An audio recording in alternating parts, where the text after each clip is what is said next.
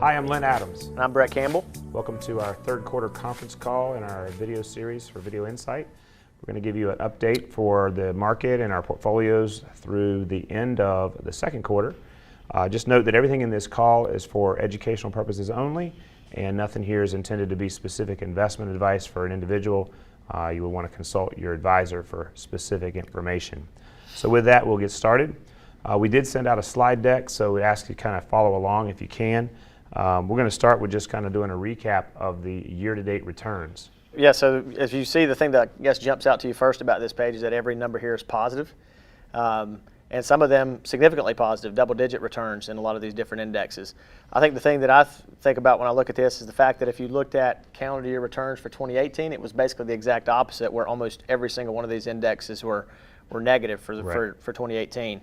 And I think that's kind of a microcosm of investing in general, right? You have to kind of live through years like 2018 where almost nothing worked from an investment perspective to get a year like 2019 where so far, at least year to date, almost everything has worked. Right, it's a classic reversion to the mean, and you know, it doesn't work in the shorter terms, but in the longer terms, reversion to the mean is a very powerful force on the market. Some of the highlights this year, you know, the S&P 500, the largest 500 companies in America, up year to date 18.5% through the first of the year. Smaller companies lagging just a little bit. The REIT index, which is obviously very interest rate sensitive, is up 19%. International's up 14.5%. The bond market's up 6%. So, and there's the commodities up 5% and emerging markets up 10%. But it's interesting to note that the stock pieces, U.S. small, U.S. large, the real estate, and the bond piece, all four of those are heavily influenced by a significant change in interest rates. You know, interest rates at the beginning of the year were closer to 3% on treasuries, and as we stand today, they're closer to 2%. That's a 33% decline in interest rates, and these industry groups use that lower interest rate to leverage up their profits, and I think that's contributing in a significant way to these numbers year to date. When we look just at the stock piece, I think we always look from a valuation standpoint. Are stocks too expensive? Are they priced up too high? When you look at the current earnings that we have today and you forecast next 12 months forward earnings, looks like the S&P 500 is selling about 16.7 times earnings.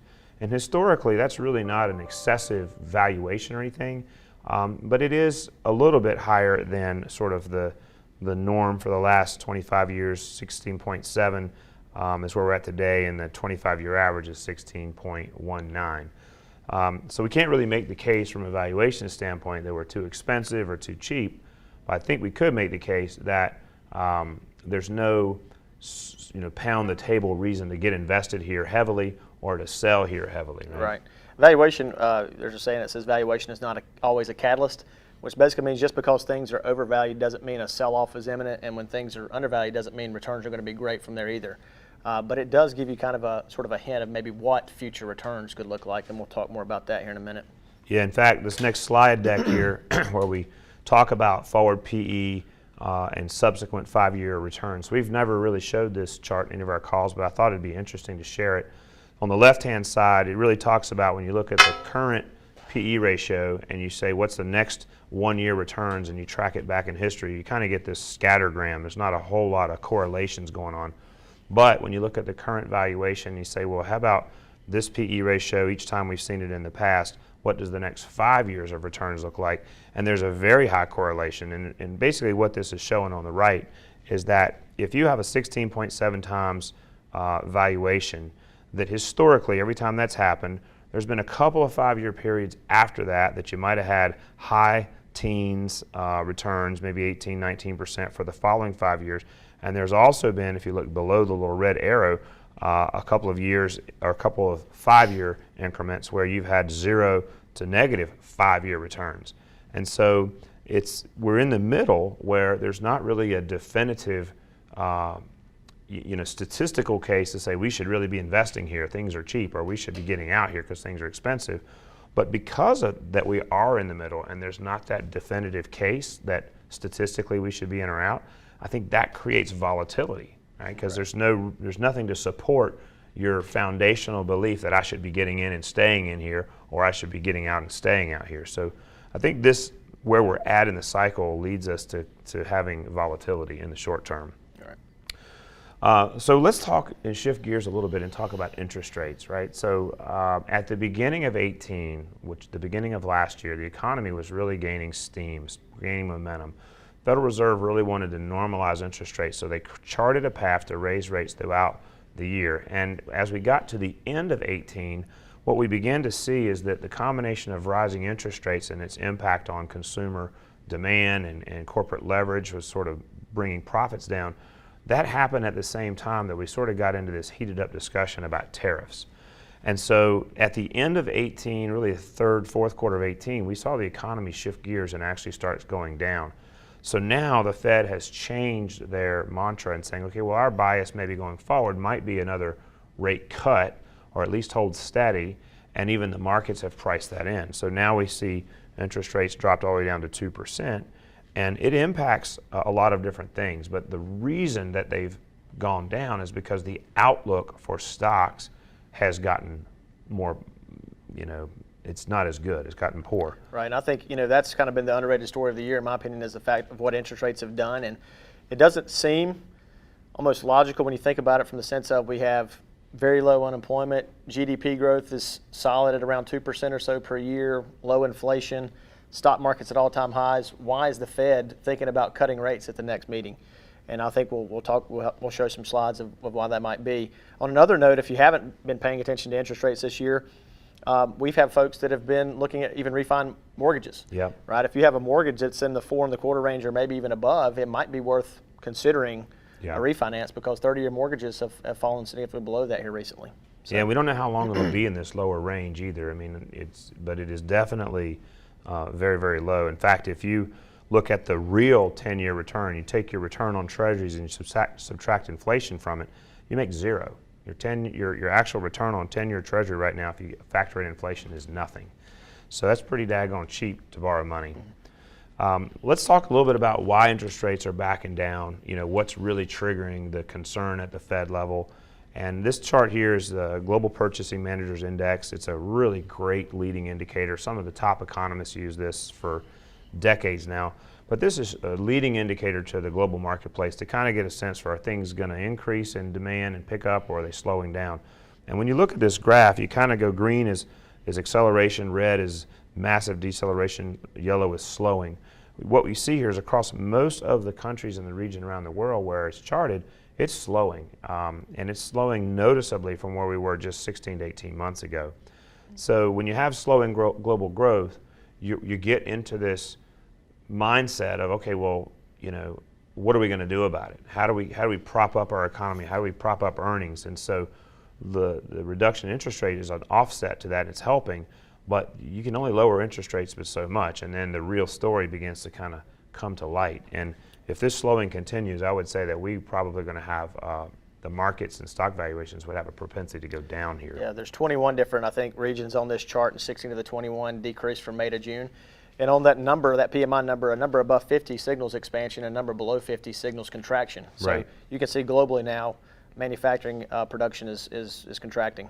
So. And it really is a great leading indicator because it filters into all businesses, all segments, all sectors. So you have this slowing effect in the world economy, which is bad news, right? But then you have the good news of lower interest rates. And so we've seen this phenomenon happen here in the last year or two. We've seen it before where the market, if you turn on CNBC or some of the news channels, they'll say, well, bad news is good news. And what they're talking about is that the shot in the arm that interest rates going down gives the markets. And I just wanted to take a second here and show you two ways that creates that boost to earnings, right? One is the buybacks, right? If you have a certain number of outstanding shares out there and you can go out and borrow money for essentially nothing and take that money and buy back outstanding shares, then what earnings that you do have are now divided amongst a lower number of shares, so your earnings per share goes up. It's a little bit of hocus pocus math with earnings, because if you're not really getting true organic growth, you just buy some of your shares back and it will look like that your earnings per share is going up. So unprecedented buybacks going on right now in 18 and 19. And then on the right-hand side is corporate leverage. And out of all the things that we talk about, this particular piece probably bothers me, scares me the worst, because I know that leverage is the thing that when it begins to unwind really causes craziness in the markets. But at this particular moment, corporate America has leveraged half of its balance sheet assets. 50.2% of their balance sheet is leveraged, is borrowed against to create more cash, more money to make more products, more widgets, more services. And so that cheap money has got corporate America very stretched out. And I think that it's great when interest rates are going down, but if you get rates that go up that are going up for reasons outside the control of the Fed, it can have a very significant slowing effect to the economy. And I just think this is two examples of how you can see the interest rate environment and the sovereign decisions of governments to control interest rates and push them down is impacting stocks and their earnings, but it has another side to it. You know, it's a double-edged sword. So when you look at the earnings here in the U.S. on the chart that shows sources of U.S. earnings, over the last 18, 19 years, the average earnings per share is typically 7.7% year-over-year growth. And what you normally see is of that, 4.2% of that is from margin or margin expansion. 3.2 is generally from revenue or increased revenue, and then the count of shares, buying back shares, attributes to a little bit. But in this first quarter of 19, margin was on the decline. It was negative. Revenue was holding steady, but 2.2% of our total 4% earnings growth was from just share count reduction. And if you don't understand that, you might think things are just great, but it's funny money, right? It's not that they're growing their businesses and their earnings by selling more product at higher margins. They're just buying back shares with free money. So I think this is very alarming. I think that this tells us that, once that interest rate hits that bottom and begins to turn up, I think we've got challenges if the economy doesn't really pick up organically. A lot of the stock market sort of skeptics of the recent run-up have always talked about the fact that buybacks making up a large percentage of what's actually happening, and I think this chart kind of proves that point. Yeah, I mean, and you can see just even with the naked eye, 4% year over year compared to many years where it's double digits and higher. That's not what you would think represents all-time high stock prices, right? It's sort of mediocre, honestly. So we think that it's important to just reiterate that you got to have a plan. Like, it's great. We're invested. A lot of our portfolios are in the market. We're enjoying it. You're getting your statements. You're enjoying the returns. We all are feeling the positives, and that's all fine. The issue is you got to have a plan. Mike Tyson once said, you got to have a plan to get punched in the face, right? When things go wrong, what are you going to do, right? And, we've talked a lot over the years about our defined risk strategy, but I wanted to just touch on it one more time here and help everybody realize how that is working underneath most of our strategies. It's essentially trend analysis. The market goes below a certain percentage, and we shift money over to dry powder, and we sit on the sidelines until the market stops free falling, and then we would re-enter at a different trigger point. It's all based on short-term trend tied to the 200-day moving average. But I want to run you through an example, and I think it's important. So tune in for a sec, and focus, because we get a lot of questions about this. Okay, so here's a chart or some data. On the left-hand side, what we're showing you here is the last hedge cycle. So the last time that we hedged out using defined risk strategy was November 6th. Market went below its 200-day moving average by 4%. We hedged out. From that point until December 24th, the S&P 500 was down 19.4%. Now, on the right-hand side is our AFP growth strategy, which has a significant part of the defined risk strategy, so that's why I used that particular strategy to illustrate. It was also down, but it was down only 6.6% because a large portion of stocks were hedged out at November 6th, right? So then, as we look past December 24th and say, hey, the day after Christmas, the market started going up and it hasn't really looked back, right? On the left-hand side, the S&P 500 on December 26th was at 2351. And as of the end of the quarter, it had gone up a total of 25% since December 26th. So a lot of people are like, man, what a great year. Now, year to date, it's up 18. That other 6% came from December 26th to December 31st. But anybody on any given day would say, you make me 25% in 6 months and you were doing something great, okay? On our side, though, because we didn't come back in, we didn't re-enter the market until March 21st, until we got above safe trend level, we only have had, our strategy is up 11.7% because we didn't participate in the crazy volatile part from November 6th all the way through March 21st. We were on the sidelines, right? And so some people might look at their statements year to date and say, well, man, you know, I see the market's up 20%. How come I'm only up 11 or 10 or whatever the number may be? But notice the net effect, okay? On the left, if you took $100 and you put it in the S&P 500 on November 6th, it was $100. By December 24th, it would have gone down to $80.62. On our side, $100 would have gone down to $93, right? On March 21st, when we re-entered the market had recovered back to a safe point that we have, you know, metrics in place to re-enter. The market would have been at 101.71, and we would have got back in, and our $100 would be worth 166 because we did make a little something on the sidelines while we were waiting in cash, right? It was actually short-term bonds. But then from March 21st to end of the quarter, the S&P is up 104. And our strategy is up to 104 as well. So literally, I took this slide because it's almost exactly freakishly the same number.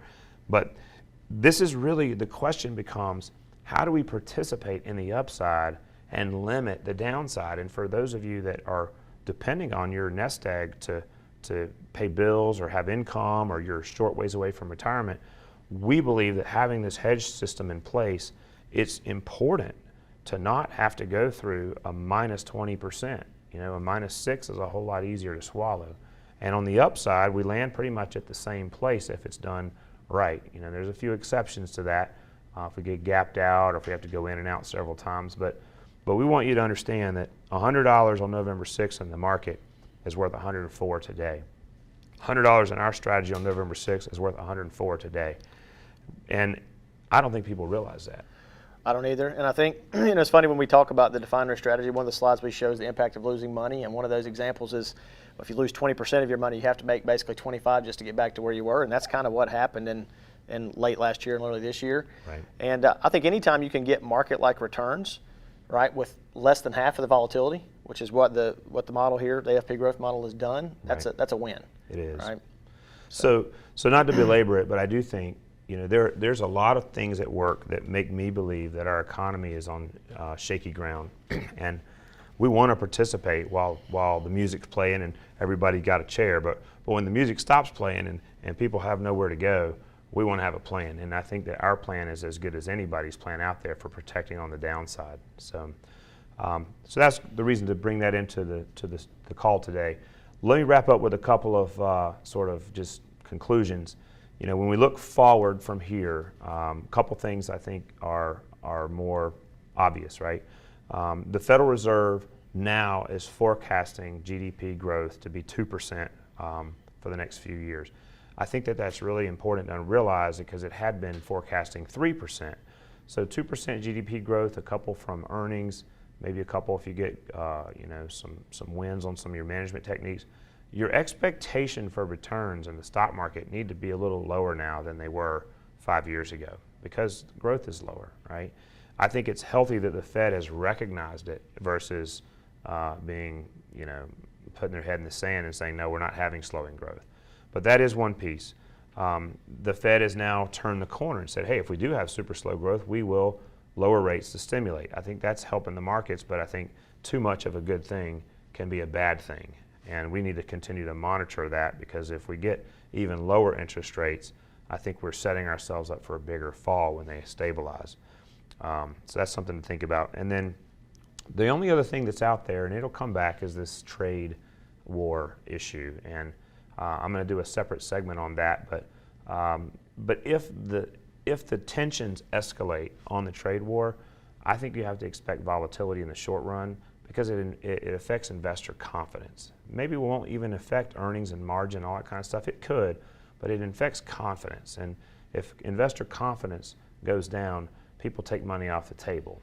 It's exactly what you saw in May, right? I mean, when it appeared that talks between China and the U.S. were breaking down, May was the worst month we've had of the year. Yep. So it's exactly what happened then. So we got to be conscious that that's still out there. It'll continue to be out there. It's part of the mix, and we'll continue to manage it. But overall, enjoy the great returns year to date. And if you have a high mortgage rate, maybe you want to look at refinancing. If you've got bills that need to be paid or unique expenses in the next year, you might want to go ahead and take some money out now. We're at all-time high. This is the time to really do those things. And so stay connected with your advisor. We appreciate the opportunity to work with you, and we're going to keep on doing all the right things that we can see here to manage it well. And if you need us, give us a call. So with that, we will go through the required disclosures. Keep in mind that while diversification may help reduce volatility and risk, it does not guarantee future performance. The views are those of Adams Financial and should not be construed as investment advice. All information is believed to be from reliable sources. However, we make no representation to its completeness or accuracy. All economic and performance information is historical and not indicative of future results. Please consult your financial advisor for more information. The S&P 500 Index is an unmanaged index representing the largest 500 companies in America.